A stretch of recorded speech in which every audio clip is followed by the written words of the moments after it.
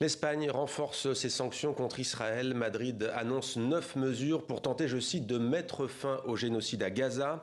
Pedro Sánchez, le Premier ministre, déclare qu'il veut placer son pays du bon côté de l'histoire. On retrouve en direct de Barcelone notre correspondant Henri de la Guéry. Bonsoir Henri. Quelles sont donc les grandes mesures que va prendre l'Espagne contre Israël ?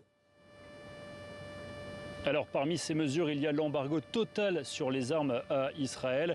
Les pétroliers à destination de l'armée israélienne ne pourront plus faire escale dans des ports espagnols.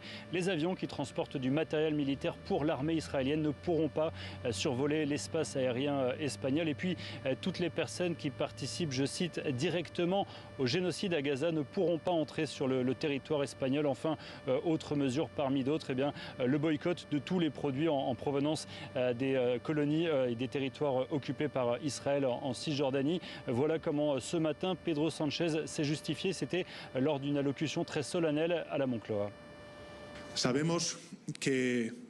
Nous savons que toutes ces mesures ne suffiront pas à stopper l'invasion ni les crimes de guerre. Mais nous espérons qu'elles serviront à augmenter la pression sur le Premier ministre Netanyahou et son gouvernement pour alléger une partie des souffrances que subit la population palestinienne.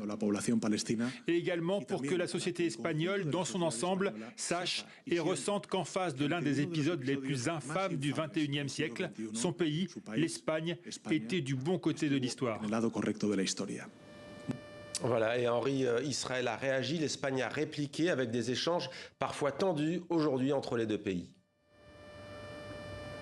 Effectivement, Israël accuse le gouvernement espagnol de mener une campagne antisémite. Israël qui a également interdit d'entrer sur son territoire 2 ministres du gouvernement Sánchez, 2 ministres issus de la gauche radicale. Réponse immédiate de Madrid qui a rappelé son ambassadrice de Tel Aviv. Ce conflit israélo-palestinien qui s'invite en Espagne dans tous les domaines puisque l'Espagne a annoncé qu'elle pourrait renoncer à participer au concours de l'Eurovision si Israël n'en était pas exclu.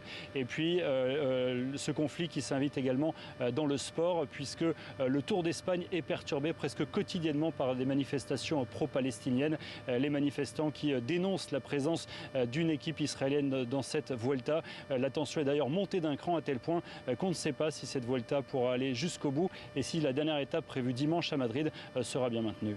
Henri de la Guéry en direct de Barcelone pour TV5 Monde. Merci beaucoup Henri pour toutes ces précisions.